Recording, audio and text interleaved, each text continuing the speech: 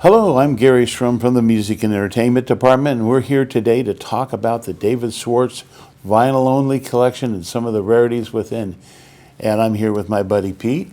Pete Howard of Heritage Auctions, also in the Music and Entertainment Department, of course. And David Swartz Vintage Vinyl Collection is March 12 and 13. Yeah. And it's an understatement to say we're excited about it. Oh yeah, it's so many rare pieces together, and vinyl is so important. Vinyl started it all in music, and it's made a huge comeback. Finally, people got it, like everything going digital, and people got used to that for a while, but then come back and they go, wow, this is much warmer and it sounds better. So they're repressing records like crazy. Well, we have records that are over 50, 55 years old here, and very important. And what we're talking about right now is the Beatles. And here is one right here.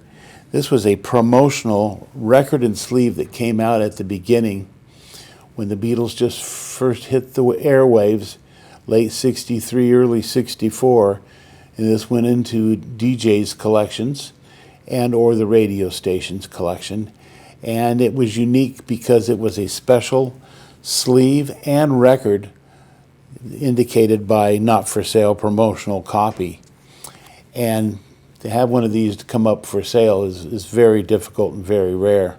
And you know, Garry, you know what I love about this particular record is that, let's face it, the Beatles appearing on the Ed Sullivan Show changed everybody's life. It's sort of a big bang of the British invasion.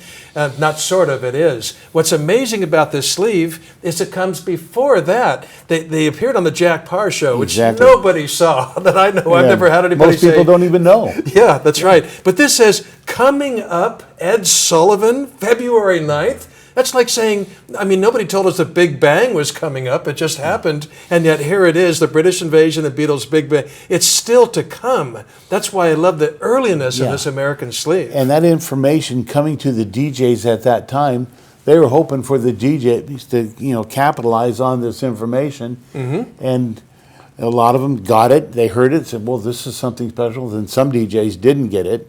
But they did real soon when everything just took over. I mean, there was one time, I think the Beatles had the top 6 or 7 spots on Billboard. Top 5, actually, yeah, all 5 slots. Yeah. That's right. They were in the top 20.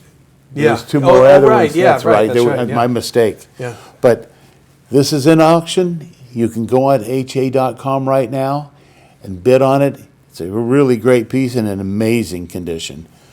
Right up behind is another Vee-Jay single.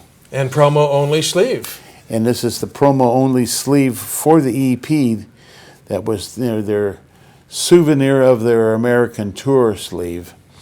And again, they were hoping for DJs to promote it when they were playing it on the radio. Mm-hmm. And this is the infamous Ask Me Why EP. It's just a really great piece. And again, very, very rare to find a copy. Radio stations, a lot of people didn't realize this. When they got a single in, the DJs would take a look at the sleeve, but they wanted to look at the record. Most of the time, they chucked the sleeve and they put it in the second sleeve, and they wrote the intro time once that needle hit, how long it took to go into the song, and maybe some other information. So they didn't want sleeves in there, so they couldn't see the label. So this again is another really, really rare piece. And Garry, before you jump past it, one of the reasons this is so close to my heart, for me, for Pete, Ask Me Why, vastly underrated early Beatles song. A John Lennon classic, yes, it's simple and so forth. It was a B-side. I just love Ask Me Why. And one of only 4 tracks they recorded for EMI in 1962. Right. Yeah. So I just, to have Ask Me Why, the Beatles, those 5 words on a personal note are just killer. And then here's a sleeve you simply never see. Yeah, it's really a great piece. Also in this auction, we have some really, really unique pieces coming in. It's the Introducing the Beatles album, which these songs come from. And here we have a stereo copy. The stereo copies, they just didn't print very much. Hi-Fi was the big thing in '64 still. And this is a really stunning stereo version of the album. And the quality of the stereo version, it sounds like you're watching the Beatles play in your high school gymnasium. the echo that's added compared to the mono just is so cool sounding. It sounds live with no crowd noise. And just spectacular. And this is the second version. There were 2 versions of this put out. Right away they came out with Love Me Do and P.S. I Love You. Oops. Capitol had already bought those 2 songs up in Canada. So it was out for 2 weeks and it was pulled, and then this issue came out. But still, very few stereo copies got around. Oh, yeah. And again, amazing condition as well. And here is another unique piece that came out. This is the Introducing the Beatles mono version. And they had a really unique situation happen here. Blank back. Blank back promotional stamps. Yeah, nice. These went to DJs, went to record reviewers, and I can't say that I've ever seen one quite like this. I've seen one with a sticker on the cover. I've seen one that has been stamped with a different type of stamp. But this is very unique as well, and a really, really great piece for anybody's collection that likes to collect the early Beatle releases. This is it. Yeah. Matter of fact, one thing I want to say about the Introducing the Beatles cover, Gary, is that to me, this is always another underrated thing. This is a great cover photo of the Beatles. I think it's just really special. They're in pink button-down shirts and black ties, and they're extremely cooperative and deferential to the photographer. And they're just all, hands crossed, legs crossed, hands folded and everything. And I think it's a really strong picture of the Beatles. So, sometimes the Vee-Jay albums are a little bit, underrated because Capitol ruled the day and everything. But this one, I think that, the cover is just spectacular. And of course, it's the Please Please Me album, basically in America. And it has the 2 rare songs on it. This issue was only out the first 2 weeks. So it does include the Love Me Do and P.S. I Love You, which makes it super rare. And it's a promo copy. Can't get much better than that. And in just amazing condition, as everybody can see. Yeah. And then, Gary, tell them what this particular version of that album is. Vee-Jay was in just all kinds of trouble without paying Parlophone back royalties and whatnot, and they had cease and desist printing, and they were losing the Beatles contract in '64. Finally, in mid-October, they had to cease and desist. They made this particular issue introducing the Beatles' second version and getting the 4 Seasons greatest hits, marrying them together, making this gatefold album where you could rate the songs against each other, which was a pretty clever idea. Most people already had the music, but they sold a lot of copies, and this is out there, mono and stereo. And this is, again, another really great condition copy of this that came out later as Beatlemania was really strong later in May and June. Vee-Jay was trying to make as much money as they possibly could before they had to cease and desist making albums and singles. So they had really made a big mistake by not paying the royalties to Parlophone. Yeah. And but this is one way they continued to make money, and it's another collectible that a lot of people seek to find because it's not an easy one to find. No, it isn't. You know what I love about this Vee-Jay album as well? When they put together Beatles and Frank Ifield tracks, it's like, okay, sure, I remember you, whatever, but Frank Ifield, come on. This is the Beatles and Frankie Valli and the 4 Seasons, who have a killer history now themselves. Sherry leads it off. Killer song, #1 R&B as well as #1 pop in '62. Right. And, Frankie Valli is an octogenarian, is still knocking him out in concert. And, Unbelievable. so's McCartney. They're on both records here. So this is, the 4 Seasons, naturally anybody is in the Beatles' shadow. But the fact that this is not just paired with Frank Ifield or something, but the great, great American group, the 4 Seasons, makes it a really sweet piece. Oh, yeah, it's an outstanding piece. And you can bid on this now at ha.com. On our website right now, you can put your bid in today. Absolutely. So what other Beatle goodies do we have, Garry? Well, here we go. Yeah, there we go. Another one of those, what do you want to call this? One Iconic? of the most iconic, but one of the most sought after Beatle albums in the world because it's was withdrawn because of the cover. As you can see, it's still sealed and it's a stereo copy. Oof, man. Unbelievable. Yeah. And the last time we had a sealed stereo copy, it's been a while, it's been probably 8 or 9 years. It went for $125,000. Yeah, deservedly so, too. Yeah, but it shows how rare it is. It's taken that long for us to come up with another copy. Yeah, only the David Swartz vinyl collection would have this. Yeah, this is just stunning. I'll be real careful with this. Show people that, the shrink is in really good condition.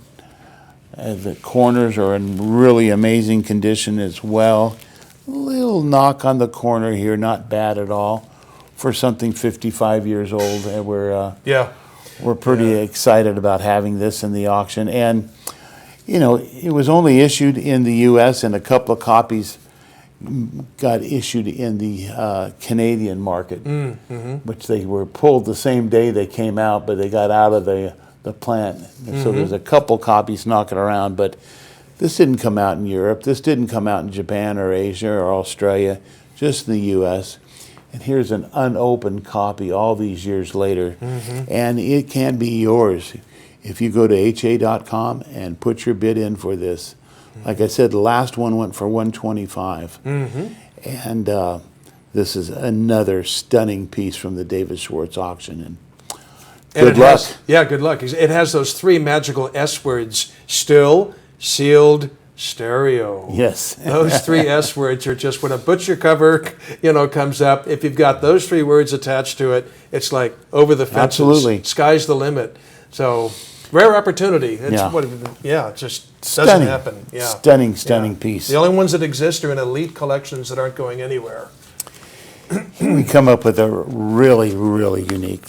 This one just kills me. Yeah. Here's the Beatles' first single. It came out as the Beatles on Parlophone.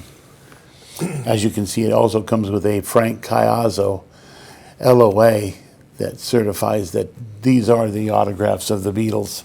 Gotta have that. On both sides of the label.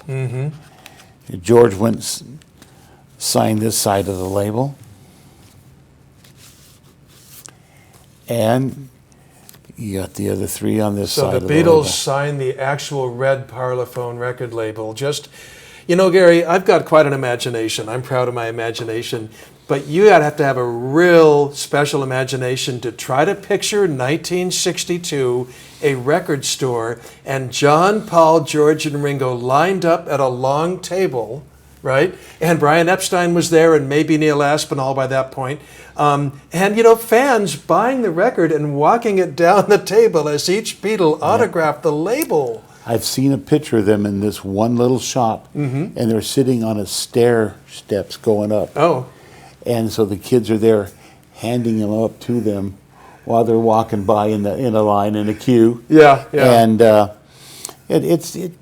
but at that time it was so low key and easy to do. They were there in Liverpool. They were proud. Hey, we've got a single out. Yeah. With our name on it, not the Beat Brothers like the My Bonnie. This was the real deal, and they were excited. And so were the local fans, because most of them grew up with them, saw them at the Cavern Club or the Casbah, and really had a strong feeling, and they had a friendship with them. And to be able to buy their first record, and then, hey, would you guys sign it for me, please? Unbelievable. Yeah, this is a really cool piece. Yeah, there's just a little tiny window in the Beatles' early career when they started making records and were still accessible. And it was just for their first 2 singles, if not just Love Me Do, because it only went to number 17 or something, so they weren't quite getting mobbed yet. And so they could put them in a record store and have them meet the fans and sign their record. And, it's just to think that you've got, Love Me Do, first printing, original label, that by itself is really fun and cool. But all 4 Beatles held your record. Yeah. And then signed it. It's not like you have a signed 8x10 over here or something. The Beatles held that record, all 4 of them. They held it in their hands and put their John Henry on there. So to me, that's the catch me out to get I like a record signed on the label even more than on the jacket. Yeah. And you just don't find many of them. No, you don't. Understatement, yeah. And again, very that cool piece. Frank Caiazzo letter means 100% guaranteed real and all that stuff. Yeah, it's really great. Yeah. That's a stupendous piece. What are the guys doing there? This here is the Fabs on horseback. Most people have never even seen this. They may have seen these pictures in Life magazine, or maybe it was Look. One of the big Saturday Evening magazines Post, one of those, yeah. about doing the new movie, which was going to come out, which was going to be a Western, which got shelved and never happened. But here's an image that the French got a hold of, and here's the famous Beatles on horseback cover that came out in France only. France only. Wow. And it's early. It's early. You know, it's got like From Me to You, Please Please Me, She Loves You, Twist and Shout, Hard Day's Night, She's a Woman, 8 Days a Week, Rock and Roll Music, and more. And another. Well, what does it say in French, great. Gary? Why don't you translate for our audience? Parlez-vous français, monsieur? Great success of these great songs. Oh, man, look at that. Such a charismatic cover. What a cover. Yeah. Yeah. It's just so cool. I remember seeing this cover when I went over to Europe the first time in '78, and I was trading with a guy in Paris, and it was up on the wall, and I said, that's mine. You know, I mean, it just grabs you, just go, Yeah. what the heck is this? Seeing stuff in other countries with different covers excited a lot of people. I don't care if it was Elvis or if it was the Rolling Stones or if it was the Sex Pistols. They exist, and people collect that type of stuff. It could be Barbra Streisand, or it can be Elvis Costello, or it could be Nirvana, or it could be Jimi Hendrix. And Jimmy, he's got a ton of great artwork from all the different countries. And we've got a lot of it in the David Swartz vintage vinyl collection that this is part of. This is just so cool. It's so cool. I could see. So Heritage has customers in every country. Warren We're pretty Odeon. proud of that. There's the Odeon label. Wow, look at that. What is it? 196 countries or something. So I could see people in our user base in France going, oh, okay, but I've had that. The other 195 countries in the world that Heritage has bidders in, they're going to say, I never had a shot at that. Oh, look, it has their facsimile autographs. It's got album minis of other French releases and stuff. I'm not going to try to pronounce the French. I was going to, but I'll spare our audience that attempt. Yeah. Beautiful But record, killer piece. Still another piece in the David Swartz auction that is just very unique, and you can bid on this today at ha.com. And it's a stupidly cool piece. Yeah. And there is so much else on there. You can go online and look at all the stuff from R&B to doo-wop to blues to British invasion to psychedelic. It's all there, and we've got 7-inch, we got EPs, we got 10-inch albums, we got the LPs, we got test pressings, we got promotional Acetates. copies, colored vinyl, tons and tons of different weird colored vinyls. A lot of these I've never seen until I saw this collection. And if you're seeing this video, by the way, and you're interested, Gary and I cut another video, I think it's 38 minutes or something, with tons of other rare vinyl from this very auction. So be sure to check that out as well. Yeah, some fun stuff, and we're very excited. I mean, we've been doing this a long time. 100 years between the two of That's us. right, 100 years experience with collecting music memorabilia between us. And for us to still see things that we haven't seen, or the condition that we're seeing them in now after all these years, pretty remarkable. Just, absolutely. No hyperbole at all, just killer stuff. Well, that's it for today. Sure is, yeah. And Thanks, Gary. if you've got any questions, you can reach me here at Heritage at 214-409-1585. Be glad to answer any questions, or you can email me at garrys@ha.com and ask away, or just look on the line and you can ask questions on the different lots. We'd be glad to help you out. Thank you so much for listening, and the auction again is March 12th and 13th at ha.com. Be there or be square. We'll see you then. Absolutely. And, thanks for tuning in. Bye.